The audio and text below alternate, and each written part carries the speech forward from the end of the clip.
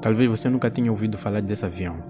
É o XB-70 Valkyrie, um bombardeiro nuclear estratégico supersônico capaz de atingir pouco mais de 3 vezes a velocidade do som, ou pouco mais de Mach 3, capaz de realizar voos intercontinentais e era praticamente inalcançável por qualquer caça ou míssil da época. Era um avião como nenhum outro e muito além da sua época. Suas asas se dobravam para baixo em voos supersônicos, se aproveitando de um fenômeno que havia sido recém-descoberto na época. Era impulsionado por 6 motores monstruosos. Tinha canards, que são essas asas menores na dianteira, que resolviam um terrível problema aerodinâmico. A parte dianteira do nariz abaixava, sim, assim como no Concorde, só que o Concorde veio uns 5 anos atrasado. E tudo isso criado nos anos 50, muito antes do Concorde e muito antes do SR-71. O XB-70 Valkyrie foi desenvolvido para um só propósito: decolar dos Estados Unidos, atingir 3 vezes a velocidade do som, de maneira que nenhum caça ou míssil pudesse alcançar, voar até a União Soviética e largar a sua carga mortal, uma bomba atômica termonuclear, regressar para os Estados Unidos e pousar em segurança. Mas antes mesmo que os americanos conseguissem realizar esse ambicioso plano, o XB-70 se envolveu em uma série de tragédias.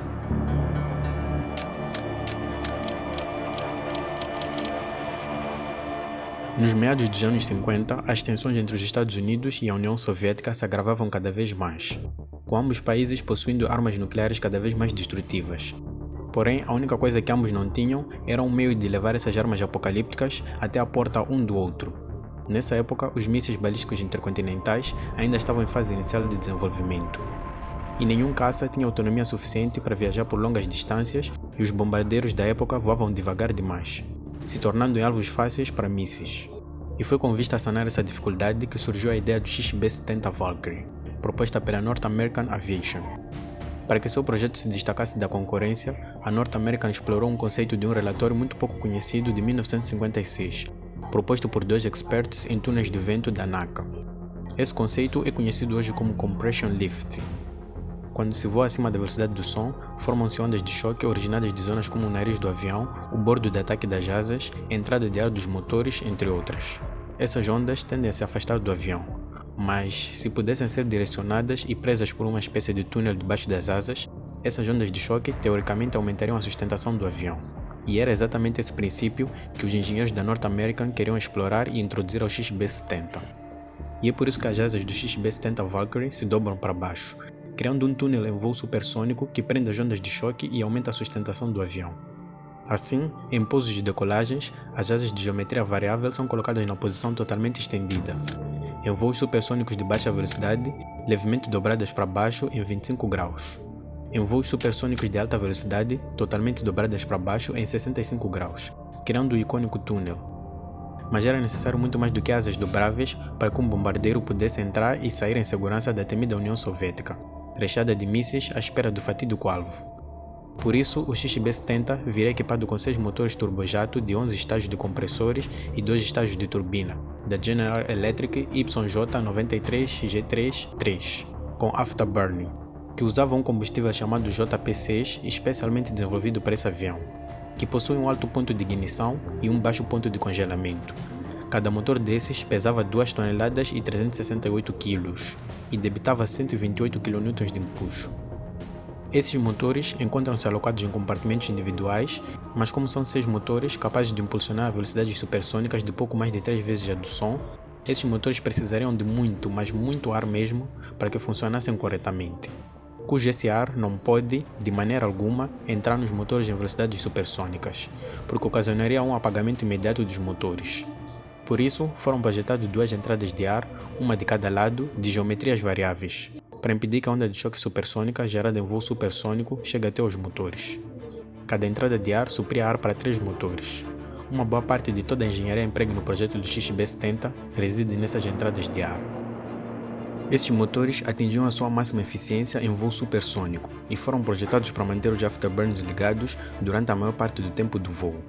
Mas voar a 3 vezes a velocidade do som ocasionaria uma enorme fricção com o ar, que ocasionaria um enorme aquecimento da fuselagem, que amoleceria e danificaria o alumínio de que muitas aeronaves são feitas. Por isso, o XB era maioritariamente feito de aço inoxidável, sanduíche de materiais compósitos, conhecidos em inglês como honeycomb, e titânio. Esses materiais lidavam muito bem com altas temperaturas durante o voo supersônico, que podiam alcançar os 360 graus Celsius. E assim como o Tu-144, o XB-70 também contava com canards, que são essas asas na dianteira da aeronave. Quando uma aeronave ultrapassa a velocidade do som, quanto mais rápido ela for, o centro de sustentação da aeronave, que é um ponto imaginário no centro e em cima da asa, onde concentra-se a maior parte da sustentação, começa a se deslocar para trás. Isso cria o que é chamado de nariz pesado. Basicamente, a aeronave fica com uma tendência de abaixar o nariz, devido a esse deslocamento. Para contornar isso, alguns projetos empregam os canards, que são asas que agem gerando sustentação na parte da frente, e também é uma maneira de evitar colocar flaps em aviões com asas em delta. Em alguns caças, essa tendência é anulada com os motores, recorrendo-se ao mecanismo de gimbal, e no Concorde era anulado movendo-se o combustível através de diversos tanques de combustível espalhados pelo avião à medida em que ele acelerava em voo supersônico. E isso era feito por alguém, um engenheiro de voo. E esses canards do XB-70 podiam ser trimados durante o voo, mudando o seu ângulo. Asas em delta desenhadas e otimizadas especialmente para o voo supersônico acima de Mach 3. Na traseira das asas em delta encontra-se uma série de elevons, uma mistura de elevadores e ailerons, responsável por movimentos de rolagem e de subida e descida do nariz. Eles eram controlados hidraulicamente e podiam se mexer individualmente ou simultaneamente, dependendo do ajuste. Junto deles, ele contava com 2 estabilizadores verticais, que se mexiam como um todo. Mas talvez a parte mais impressionante do XB-70 Valkyrie, visualmente, era a maneira como o mecanismo do seu trem de pouso descia e subia. As rodas tinham um mecanismo que as colocava na posição vertical e eram rotacionadas a 90 graus, passando a apontar para o centro do avião, e só depois é que eram guardadas no compartimento do trem de pouso. Um dos mecanismos mais complexos de recolhimento de trem de pouso já desenvolvidos. E todo esse processo de abaixar ou recolher o trem demorava cerca de 20 segundos. E as rodas eram prateadas e não pretas. Isso porque a Goodrich desenvolveu um componente especial que era resistente a altas temperaturas e embutiu no corpo e no exterior dos pneus, para que eles suportassem temperaturas de até 182 graus Celsius. E esses pneus eram refrigerados por dentro, através de pequenos tubos que circulavam uma mistura química. O cockpit era bem analógico e comportava uma tripulação de 4, piloto, copiloto e 2 oficiais responsáveis por funções específicas relacionadas com a missão.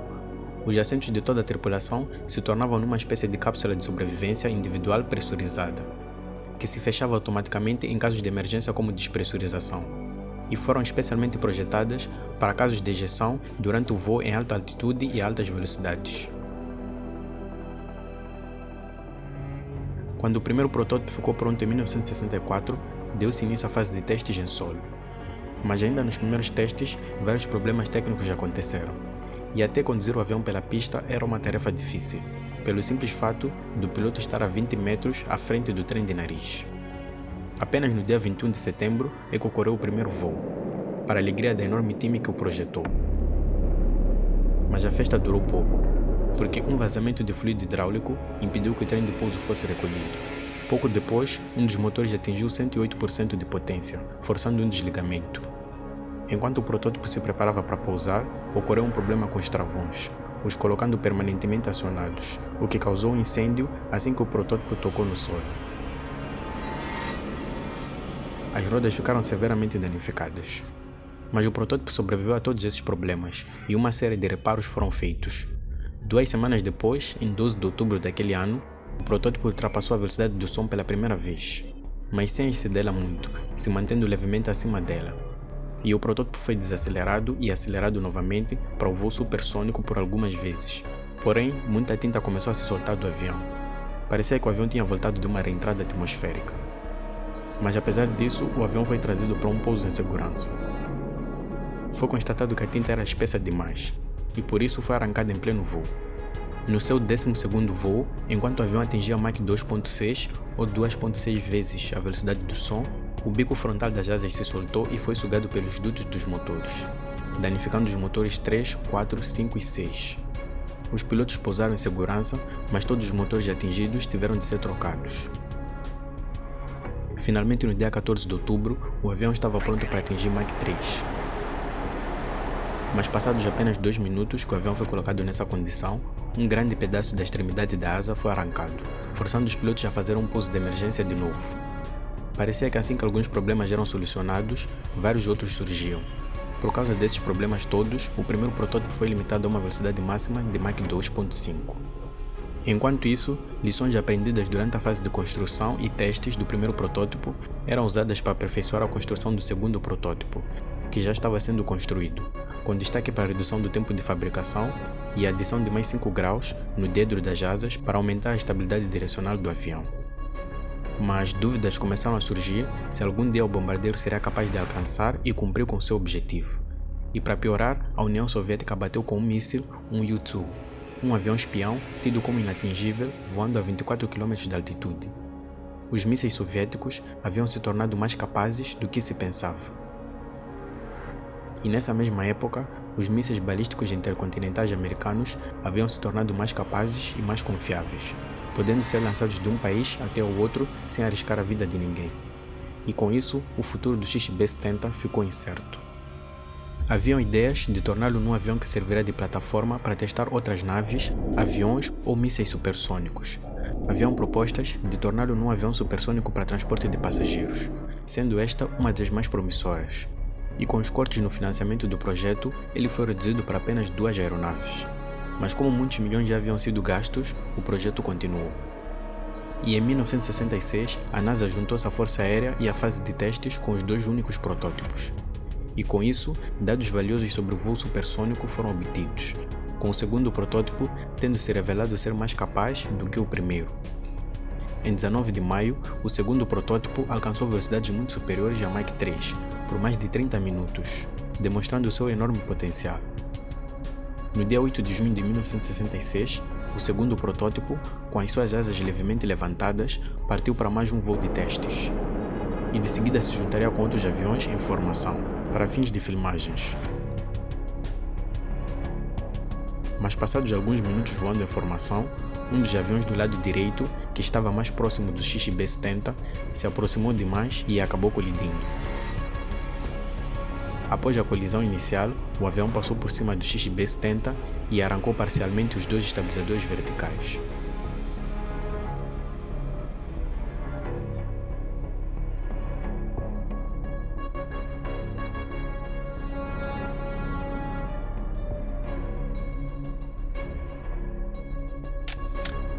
Por 16 segundos, o XB-70 Valkyrie continuou a voar perfeitamente até entrar em uma espiral descontrolada. Em uma questão de segundos, 2 pilotos e um protótipo de bilhões foram perdidos. Ele mede 56,6 metros, 32 metros de ponta a ponta das asas, pouco mais de 9 metros de altura na cauda, pesa 93 toneladas vazio e 242,5 toneladas carregado. 6 motores com afterburner que o impulsionavam a uma velocidade máxima de 3.300 km/h. Tinha um alcance máximo de 7.900 km, voando a 23.600 metros de altura, ou 77.400 pés, muito acima do alcance de qualquer interceptador ou míssil da época.